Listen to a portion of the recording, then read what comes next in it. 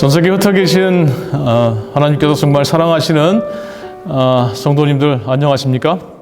오늘 어제에 이어서 세계 선교 주간 두 번째 시간 파키스탄에 가다 우리 파키스탄 삼육대학 학장으로 계신 지성배 목사님을 모시고 말씀의 잔치를 시작합니다. 오늘 특별한 제목은 기도의 능력을 경험하는 삶입니다. 목사님께서 선교 현장에서 경험하셨던 그 하나님의 정말 응답하시는 기도의 능력을 우리에게 말씀해 주실 텐데, 그것들이 우리에게 감동이 되고 거기서 그치지 않고 우리에게도 선교의 열정을 품을 수 있게 하시며 그 열정을 통해서 하나님을 만나고 경험하는 그런 귀중한 경험이 이 세미나를 통해서 있게 되기를 소망합니다. 이제 말씀의 잔치를 시작하겠습니다.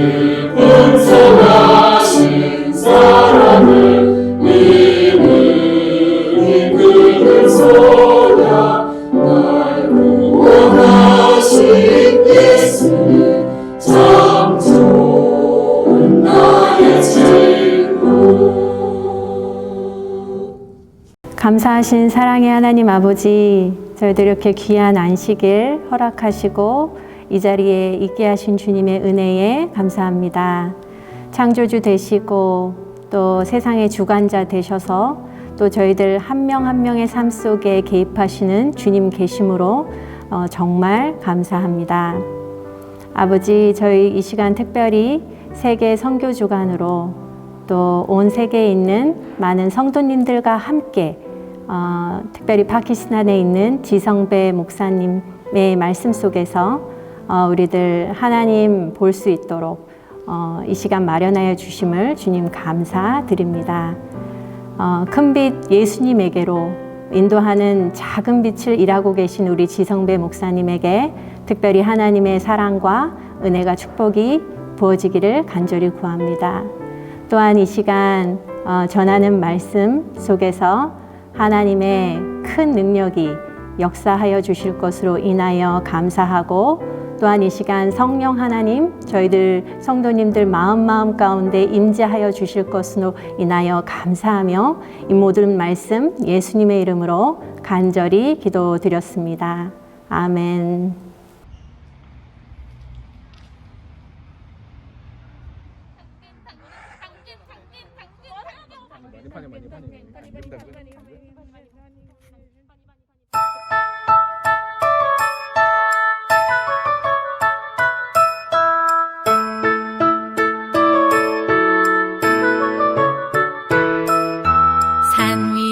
세상 모르고 배 괴만 만드는 노아, 당신 참 바보 같군요. 당신 정말 바보 같군요.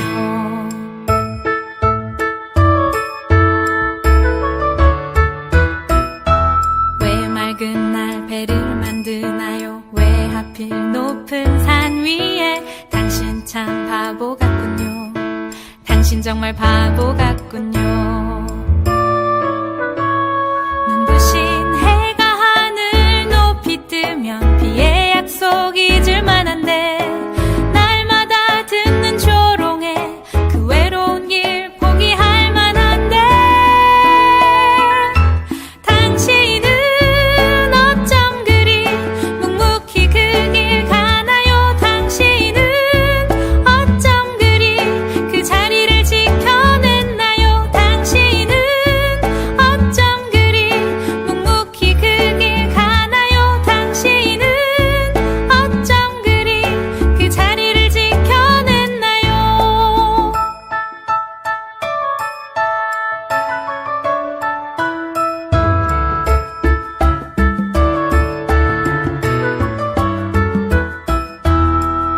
눈부신 해가 하늘 높이 뜨면 비의 약속 잊을 만한데, 날마다 듣는 조롱에 그 외로운 길 포기할 만한데, 당신은 어쩜 그리 묵묵히 그 길 가나요? 당신은 어쩜 그리 그 자리를 지켜냈나요? 당신은 어쩜 그리 묵묵히 그 길 가나요? 당신은 어쩜 그리 그 자리를 지켜냈나요?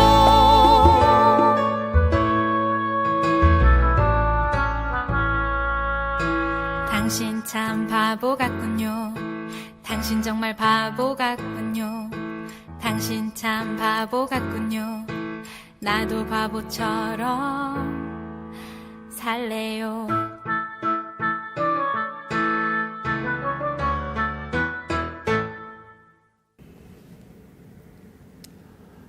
안녕하십니까, 성도 여러분. 어제 말씀을 경험하는 삶의 주제를 이어서 오늘은 기도의 능력을 경험하는 삶이 무엇인지를 함께 나누기 원합니다. 우리가 수도 없이 기도를 드리죠.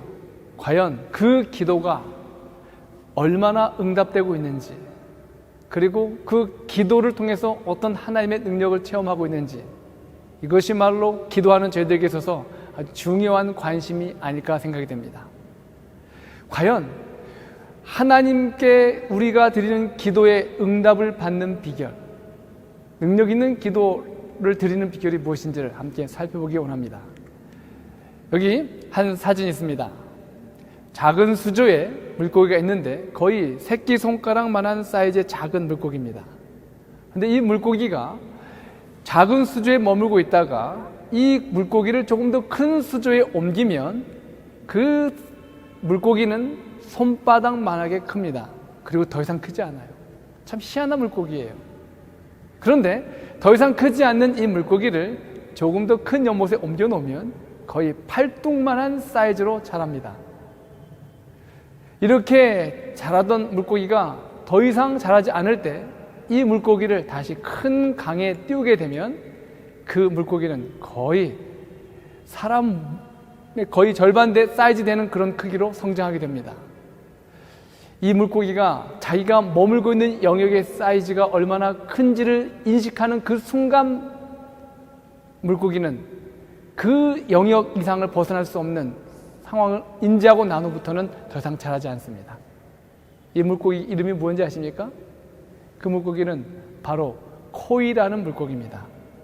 이 코이라는 물고기는 자기가 머물고 있는 그 영역 안에서 있다가 더 큰 영역으로 옮겨지고, 그리고 헤엄쳐 다니다가 자기가 머물 수 있는 곳이 많다라는 생각이 들면 자기가 가지고 있던 그 성장의 한계를 뛰어넘어 더 크게 자라게 됩니다. 이 코이 물고기를 곰곰이 살펴보면 어쩌면 우리들의 신앙의 모습과 참 비슷하다는 생각이 들어요. 내가 하나님께서 내게 가지고 있는 그 기대, 그리고 내가 하나님을 향하여 꿈꾸고 있는 그 믿음의 크기가 어느 정도냐에 따라서 우리의 믿음은 자라나게 되는 것입니다. 우리가 말씀의 약속을 붙들고 살아가면서 그리고 하나님의 뜻을 이루기 위해서 기도할 때에 과연 우리의 믿음의 크기는 얼마나 한지 저는 질문해 봅니다. 제가 여러분의 믿음의 크기가 얼마나 큽니까? 라고 물어보면 많은 사람들이 대답을 하는데 주춤합니다. 그러나 저는 많은 분들의 믿음의 크기를 무엇으로 가늠하냐면 그들의 기도의 사이즈를 보고 가늠하게 됩니다. 만일 우리의 기도가 내 가정을 위한 것으로만 국한된다면 하나님은 그 기도를 응답해 주시는데 그 가정을 위해 쓰임받을 수 있을 만큼만 응답하시는 거죠. 여러분의 기도가 가정을 넘어서 여러분의 교회 성도들과 지도자들을 위해 기도한다면 하나님은 여러분의 기도를 그 기도의 영역만큼 활용해 주실 것입니다. 그러나 만약에 여러분이 그 기도의 영역이 가정과 교회를 넘어서 사회와 열방으로 미친다면 하나님은 여러분의 기도를 통하여 그 기도의 크기만큼 기도의 넓이만큼 하나님이 그 기도를 응답해 주기 위해서 여러분을 사용하실 것입니다. 그렇기 때문에 우리의 기도의 영역을 보면 기도의 사이즈를 보면 하나님께서 우리를 통하여 어떻게 일하실지를 알 수 있게 될 뿐만 아니라 그 기도를 통해서 가지고 있는 강한 확신으로 그 사람의 믿음도 가늠해 볼 수 있는 것입니다. 저는 여러분들이 정말 기도의 영역이 넓어지셔서 그 기도 한 것만큼 하나님 앞에 쓰임받는 그런 믿음으로 자라내기를 간절히 바랍니다. 여기 두 소용돌이가 있습니다. 하나는 긍정의 힘을 표현하는 것이고 또 하나는 부정의 힘을 표현하고 있습니다. 어떤 사람은 자기가 신앙생활을 하고 사회생활을 하면서 부딪히는 어떤 문제를 경험하게 되면 그 순간부터 부정적인 힘이 작동합니다. 염려라는 것, 두려움이라는 것, 그리고 열등감과 상처 속에서 끊임없이 자기 자신의 영역이 축소되는 걸 보게 돼요. 블랙홀처럼 모든 가능성과 기회를 빨아들입니다. 그러나 반면에 긍정의 힘을 가진 사람은 비록 내가 할 수 있는 한계가 제한이 있고 그리고 여러 가지 문제가 주변에 펼쳐져 있지만 그런 가운데서도 하나님의 약속을 붙들고 긍정의 생각을 가지고 기도하는 사람, 이 사람들은 작은 문제 속에서 그 긍정의 힘을 통해서 거침없는 그리고 감당할 수 없는 강력한 소용돌이 바람을 일으켜낼 수 있는 사람이죠. 그 사단은 끊임없이 우리 마음속에 긍정의 힘보다는 부정의 힘을 작용하게 만들어요. 염려라는 씨앗을 우리 마음속에 뿌려놓고 말씀의 확신도 있고 그리고 하나님에 대한 강력한 믿음도 있지만 그 염려가 결국은 하나님이 우리에게 가지고 있는 놀라운 기대와 하나님의 계획을 결국 수포로 만들어버리게 만드는 것입니다. 마태복음 13장에 보시면 씨 뿌리는 자의 비유를 우리가 잘 알고 있죠. 거기에 씨를 뿌렸는데 씨가 자라는데 가시덤불에 의해서 자라긴 자라지만 열매 맺지 못하는 표현이 기록되어 있습니다. 44절에 보면 가시 엉겅퀴에 자라는 그 씨앗은 결국 자라긴 자랍니다. 문제는 세상의 염려와 재리의 유혹, 거기서 말하는 바로 그 염려, 그것이 바로 가시덤불인 것입니다. 말씀의 씨앗이 우리 마음에 뿌려졌습니다. 그리고 이것이 자랍니다. 그러나 문제는 염려로 인해서 결국에는 하나님이 원하는 열매를, 우리가 할 수 있는 가능성의 잠재력의 열매를 맺지 못하는 안타까운 현실을 보게 되는 것이죠. 염려가 없는 사람은 없을 것입니다. 그러나 믿음이란 그 염려의 순간에 우리의 마음을 기도로 바꾸는 것입니다. 그 순간에 하나님은 우리에게 긍정의 가능성의 힘을 말씀을 통하여 보여주시게 됩니다. 여기 빌립보서 4장 6절과 7절에 있는 말씀을 함께 살펴봅니다. 아무것도 염려하지 말고 다만 모든 일에 기도와 간구로 너희 구할 것을 감사함으로 하나님께 아뢰라. 그리하면 모든 지각에 뛰어난 하나님의 평강이 그리스도 예수 안에서 너희 마음과 생각을 끝까지 지키시리라. 염려 대신 뭐 하라고요? 기도하라는 것입니다. 기도를 많이 하는 사람은 염려가 줄어듭니다. 반면에 염려를 많이 하면 할수록 기도가 줄어들게 돼 있어요. 그래서 염려와 기도는 반비례입니다. 여러분 마음속에 아직도 해결되지 못하는 갈등과 고민과 번민 때문에 염려하는 것이 있습니까? 그렇다면 그때야말로 여러분이 기도해야 될 때예요. 물론 우리가 기도합니다. 더 안타까운 현실은 뭐냐면 기도하고 난 후에도 여전히 염려한다는 거예요. 그 이유는 기도를 제대로 마무리하지 않았기 때문에 그런 것입니다. 그러면 우리가 언제 기도를 마칠 수 있을까요? 이 본문의 내용을 보면 모든 일에 기도와 간구로 너희 구할 것을 감사함으로 하나님께 아뢰라. 즉 다시 말하면 기도는 언제 마칠 수 있는 것인가? 내 마음속에 그 기도를 다 올리고 난 후에 감사의 마음이 흘러 넘치게 될 때, 그때 기도를 마치는 것입니다. 그러나 대부분의 우리의 기도는 어떻습니까? 하나님께 통회하고 구하고 간구합니다. 그리고 아무런 확신 없이 기도를 마칠 때가 많아요. 그러나 여러분, 우리가 정말 말씀의 약속을 붙들고 기도하기 시작하면요, 하나님께서는 우리 마음속에 평강을 주십니다. 그 기도 속에서 고요함을 주세요. 그리고 어느 순간 나를 지금까지 인도하셨던 하나님의 은혜를 돌아보면서 그 마음속에 앞으로도 그렇게 인도하실 하나님에 대한 모든 감사와 확신을 가지고 그분에게 의존할 수 있는 마음이 생기죠. 그럴 때 우리 입술에 잔잔한 찬양이 흘러나오게 됩니다. 그리고 감사의 마음이 흘러넘치게 되는 거예요. 그때 기도를 마칠 수 있다는 것입니다. 여러분, 하나님께 무릎 꿇으실 때 감사의 마음이 흘러넘칠 때까지는 결코 무릎을 펴지 않길 바랍니다. 그렇지 않으면 끊임없이 사단은 우리 마음속에 염려라는 씨앗을 뿌려놓고 결국 그 염려의 가시덤불 속에서 하나님이 우리를 통하여 이루실 놀라운 축복을 보지 못하게 됩니다. 베드로전서 5장 7절과 8절에 있는 말씀을 봅니다. 여기 이렇게 말합니다. 너희 염려를 다 주께 맡기라. 이는 그가 너희를 돌보십니다. 근신하라, 깨어라. 너희 대적 마귀가 우는 사자같이 두루다니며 삼킬 자를 찾나니. 여기 마귀가 삼킬 자를 찾는다고 말하고 있습니다. 삼킴을 받을 자가 누굽니까? 이 본문의 내용을 곰곰이 살펴보면 염려하는 사람이에요. 내 염려를 기도로 주님께 맡겨드리지 않으면 사단의 밥 되는 거예요. 염려라는 순간이 닥쳐올 겁니다.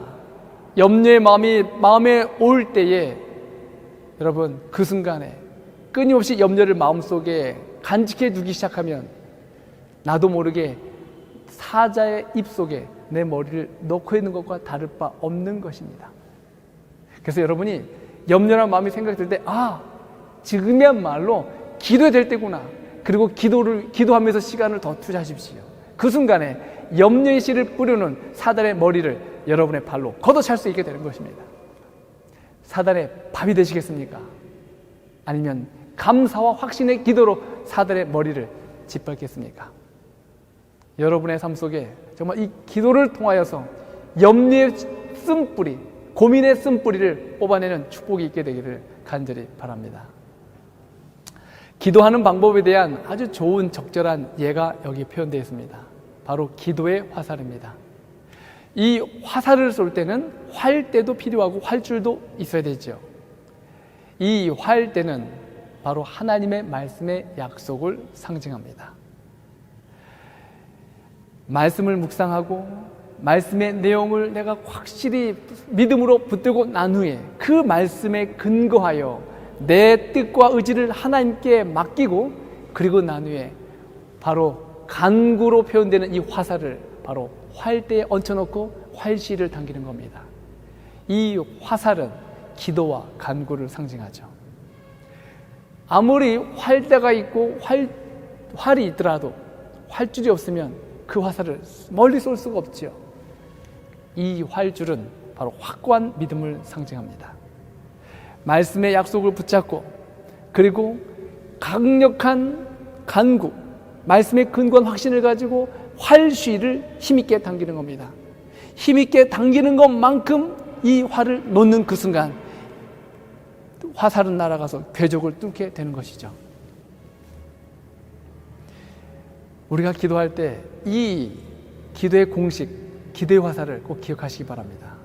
말씀의 약속을 기억하고 그 기도 속에서 말씀의 약속을 다시 되새기면서 강력한 간구를 믿음을 통해서 하는 겁니다.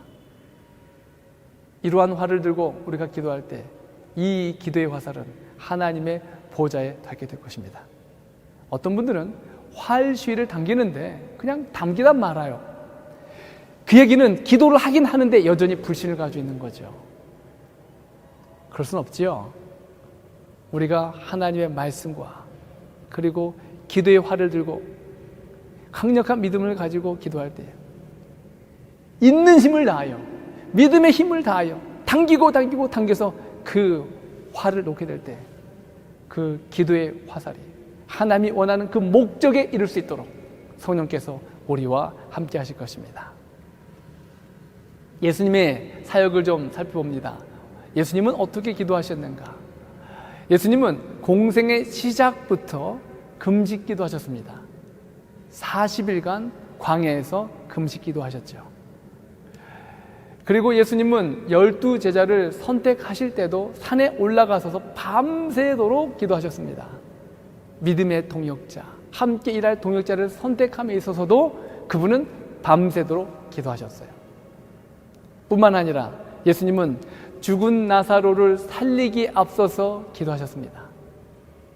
그 외에 여러 기적을 베푸실 때마다 먼저 하늘에 계신 하나님께 구했습니다.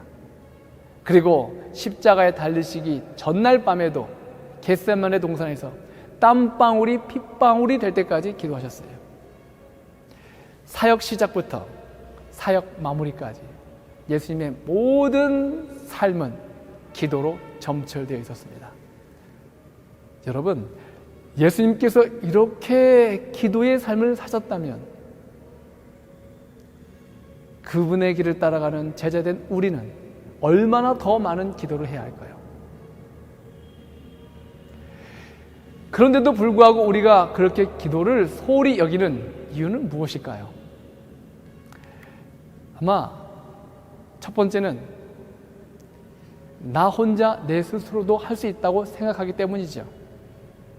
크고 어려운 일을 직면할 때, 감당할 수 없는 문제를 대면할 때 우린 기도합니다. 그러나 사소하고 작은 일을 할 때는 저희들 쉽게 우리 스스로 결정하고 일을 하죠. 기도 없이도 할 수 있다고 생각되기 때문에 그래요. 그러나 만약에 내 옆에 있는 누군가가 내가 하고자 하는 일의 대가라고 생각해 보십시오. 여러분이 그 일을 진행할 때 그 대가에게 물어보지 않겠습니까? 물론 물어보겠죠. 아침에 요리를 합니다. 요리를 하면서 진짜 요리의 대가가 누군지 먼저 예수님을 한번 쳐다보는 거예요. 그분은 사시사철 가장 적절한 과일을, 다양한 맛을, 그리고 다양한 채소를 우리에게 제공하고 있습니다. 예수님께서 이렇게 요리의 대가라는 사실을 우리가 인식한다면 예수님께 물어보겠죠. 예수님, 어떤 요리로 우리 가족을 위해서 건강한 식단을 베풀까요? 차를 타고 운전해 갑니다. 그전에도 운전대를 잡고 기도하는 겁니다. 진정한 내비게이션은 바로 TV에 달려있는 그 기계가 아니라 내 옆에 함께 계시는 예수님이 내 인생의 길이라고 생각하는 그 순간에 우리는 그 참된 대가이신 인생의 내비게이터 되시는 예수님께 그 길을 묻고 가지 않겠습니까? 공부할 때도 마찬가지죠. 직장 생활도 마찬가지죠. 건축할 때도 마찬가지죠. 농사 질 때도 마찬가지죠. 예수님은 우리의 삶의 모든 분야에 있어서 대가라는 사실을 기억하신다면 우리가 그분께 묻는 기도를 소홀히 하지 않을 것입니다. 두 번째는 우리가 기도를 소홀히 여기는 이유 중에 하나는 하나님의 기대를 잘 모르기 때문에 그렇습니다. 만약에 나를 향한 하나님의 기대가 어떤 것인지를 정말 안다면 우리가 어떻게 살겠습니까? 여러분, 하나님께서는 내가 생각하고 있는 계획보다, 내가 가지고 있는 목표보다, 내가 하고 싶은 일보다 더 크고 원대한 계획을 나를 향해 가지고 있어요. 그렇기 때문에 그 하나님의 기대를 알고 싶기 때문에, 하나님이 원하는 뜻이 무엇인지 더 알기 원하기 때문에 우리는 기도하게 되는 것이죠.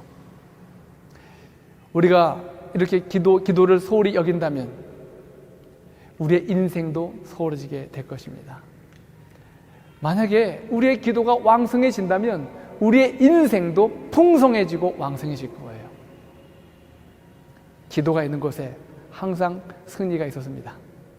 그리고 승리가 있는 곳에는 항상 기도가 있었습니다. 기도하는 사람이 진정으로 일하는 사람입니다. 진정으로 일하는 사람은 기도하는 사람이에요. 이것이 바로 예수님을 따라 살아가는 그리스도의 제자된 삶의 모습인 것입니다. 예수님은 이 지상에 살면서 단 한 번도 자기 자신을 위해서 기도하지 않았어요. 그런데 우리의 기도의 모습을 살펴보십시오. 대부분의 모든 기도 내용이 나와 연관되어 있어요. 예수님의 기도는 항상 응답이 됐는데 내 기도가 응답되지 않는 이유는 무엇입니까? 바로 기도의 본질이 다른 거예요. 나는 나를 위한 기도, 내 필요를 위한 기도였다면 예수님은 나 외에 다른 사람을 위한 중보 기도를 드렸습니다. 중보 기도를 하셨던 예수님의 기도는 바로 하나님이 원하는 기도였습니다. 그러했기 때문에 말씀의 약속을 붙들고 드렸던 이 모든 중보 기도는 하나님의 뜻에 합당하였기 때문에 그 기도가 응답되었던 것이죠. 저는 여러분들에게 이젠 지금까지 드려왔던 나만을 위한 기도를 좀 더 넓혀서 마치 코이 물고기가 자기 수조에서 머물고 있는 작은 몸으로 가지고 살아가 있는 그 물고기로 멈춰지는 것이 아니라 보다 넓은 지경, 하나님의 나를 위해 가지고 있는 보다 원대한 꿈이 있고 기대가 있다는 사실을 가지시고 예수님의 마음, 하나님의 마음으로 하나님의 뜻을 품는 중보 기도를 드리는 여러분이 되기를 바라면서 중보 기도를 소개하고자 합니다. 중보 기도는요, 하나님의 동역자가 되는 놀라운 축복의 길입니다. 그리고 중보 기도를 통해서 우린 하나님께 영광을 돌릴 수 있어요.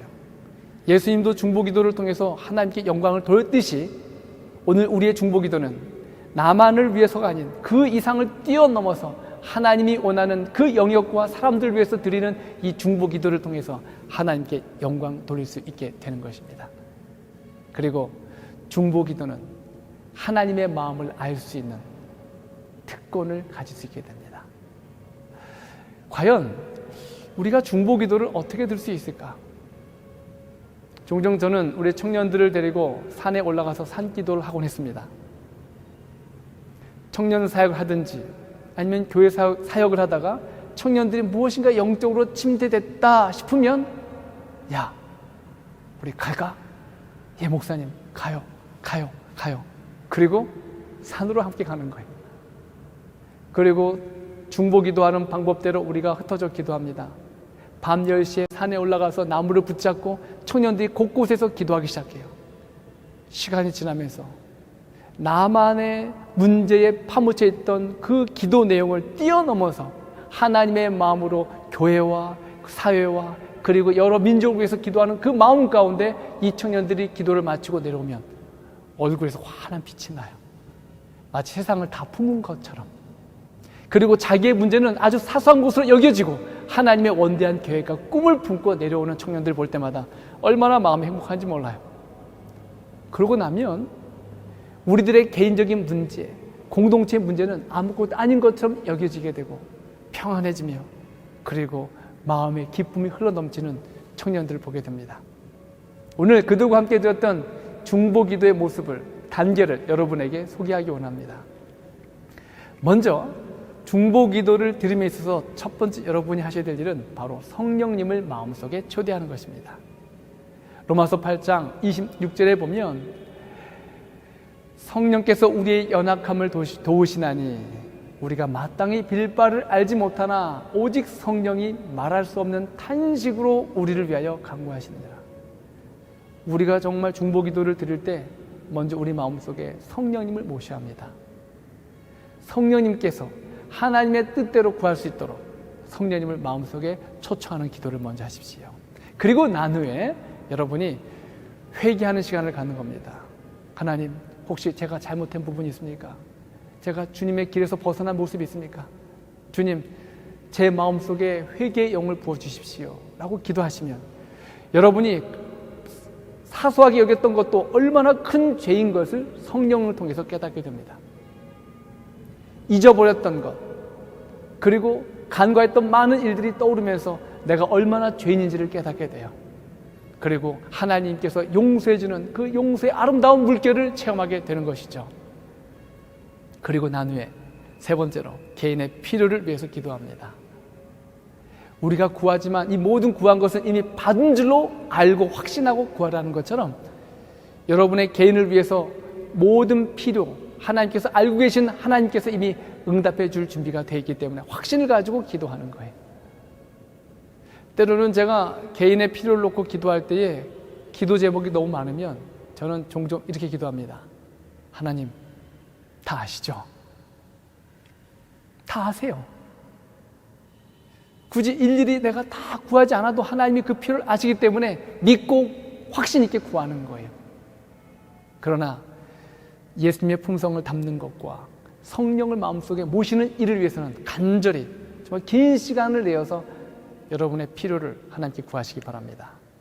그리고 난 후에 네 번째로 예수님의 가슴으로 중보기도하는 거예요.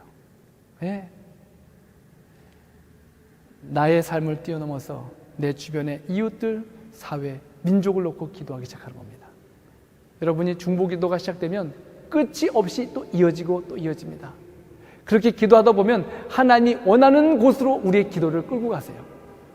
그리고 하나님의 눈으로, 하나님의 마음으로 그 기도를 가슴에 품게 될 때 결국 그 기도한 사람을 통하여 하나님은 답이 되게 만드십니다.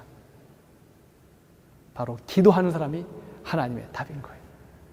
이렇게 중보기도를 드리고 난 후에 마지막으로 하나님의 음성을 듣는 것입니다.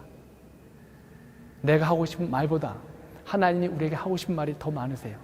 잔잔한 마음을 가지고 하나님의 음성을 기울이면 하나님께서 내 마음속에 때론 천둥소리같이 어떨 땐 잔잔한 시냇물처럼 확신과 음성을 들려주십니다. 제가 인도네시아에서 사역을 할 때 참 많은 경험들을 해보게 됩니다. 여러 기도 응답들을 노트에 기록을 해요. 하나하나씩. 그리고 기도 일지를 작성하고 그리고 응답 내용을 작성합니다. 그리고 그 내용을 살펴보면 하나님께서 내 삶을 어떻게 인도하셨는지, 이것은 저 삶의 놀라운 간증이며 믿음의 기초가 되는 것을 보게 돼요. 여러분들 드리는 모든 중보기도의 내용들을 묻고 기록하시고 기도 노트에 작성하시기 바랍니다. 한 번은 비행기를 타고 인도네시아로 옮겨가는, 새로운 선교지를 옮겨가는 가운데 비행기 안에서 하나님의 음성을 듣게 되었습니다. 성배야, 너 지금 어디 가니? 예, 인도네시아에 있는 궁벽진 오지 와메나에 선교하러 갑니다.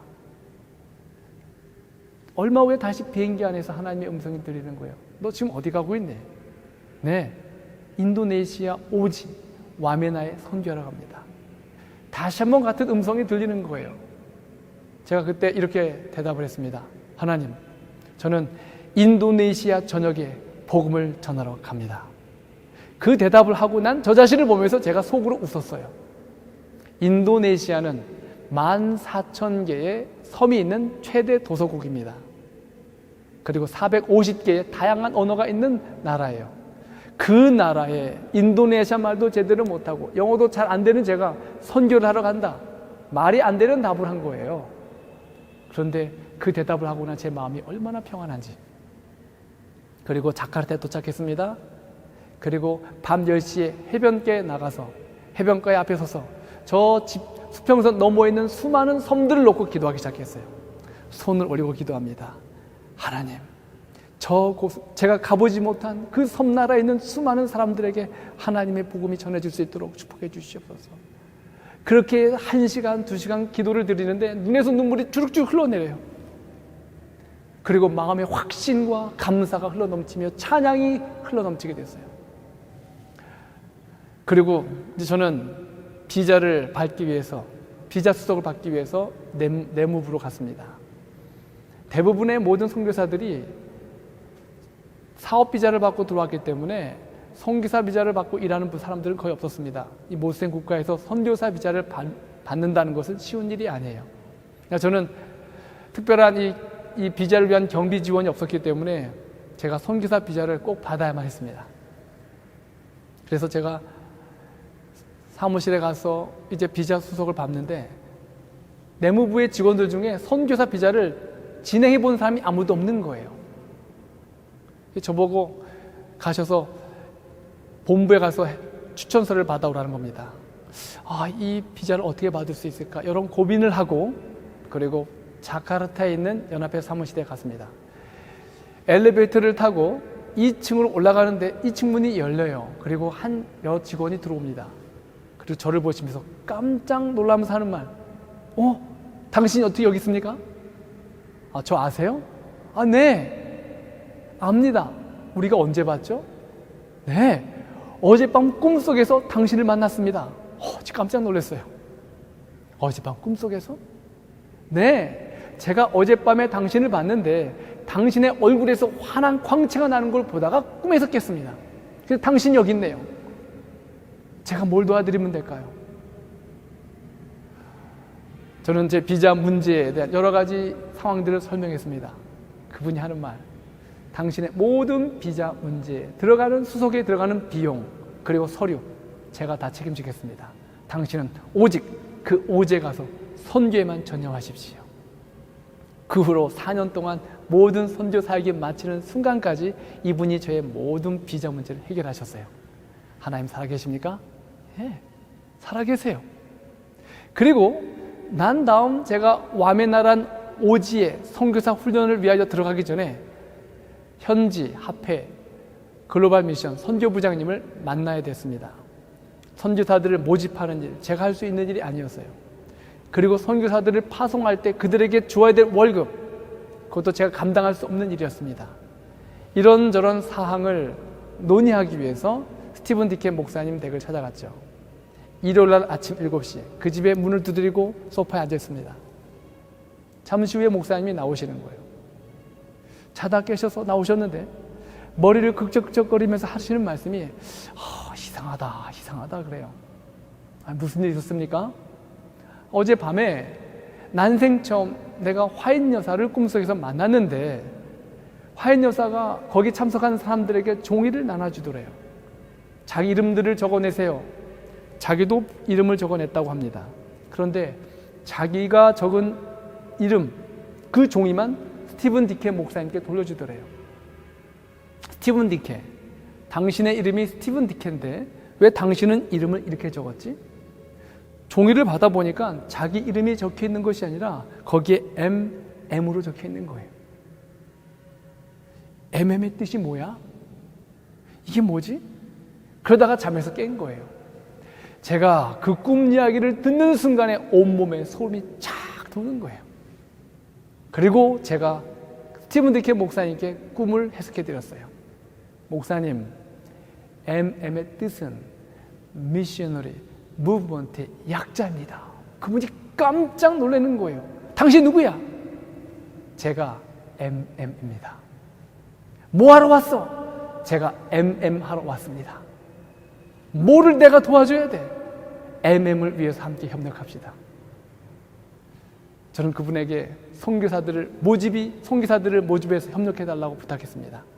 그분이 당연히 내가 모든 젊은이들에게 홍보해서 선교사에 지원할 수 있도록 모으겠다고 약속하셨어요. 그리고 내가 뭘 도와주면 되겠습니까? 선교사들을 파송할 때 그들에게 지급해야 될 월급이 없습니다. 걱정하지 마십시오.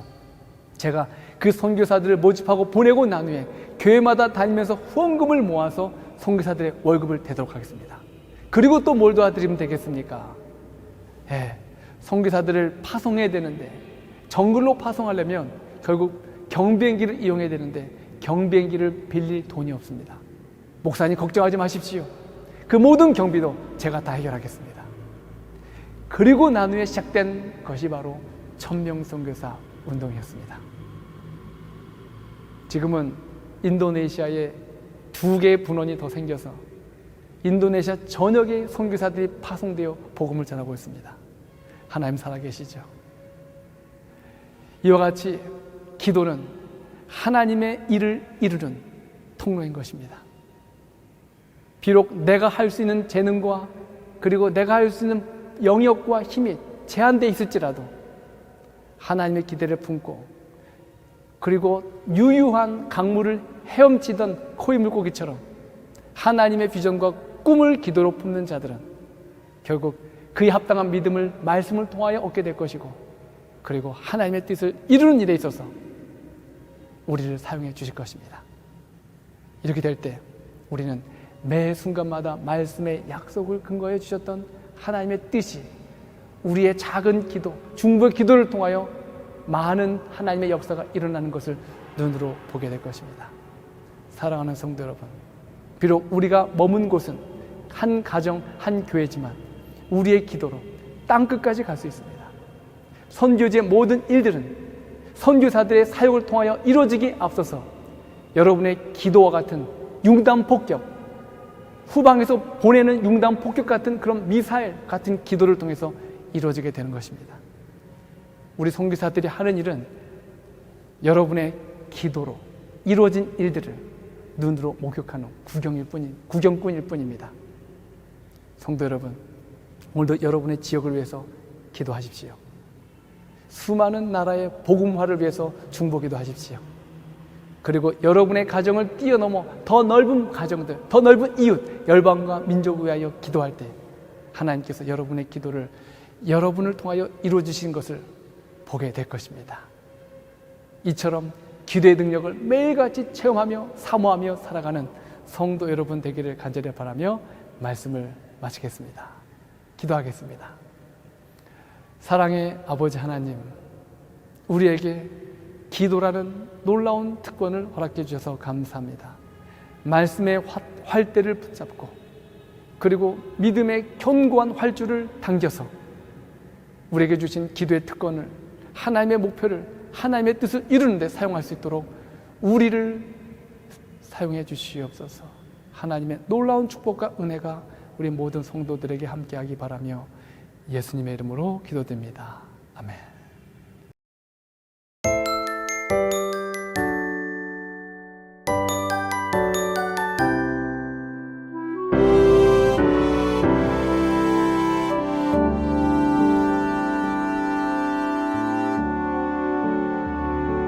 내가 원하는 한 가지 주님의 기쁨이 되는 것